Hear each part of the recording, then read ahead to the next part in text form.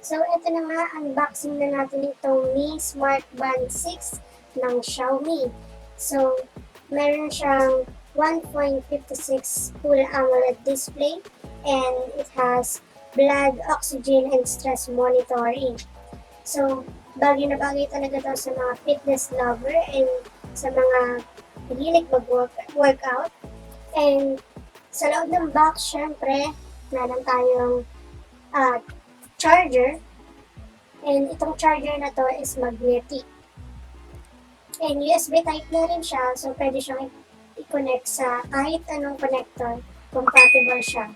And syempre hindi mawawala ang ating smartwatch. Yan.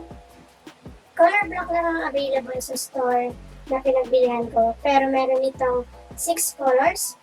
I think meron silang yellow, white, burgundy, and other strap na available sa ibang mga branch.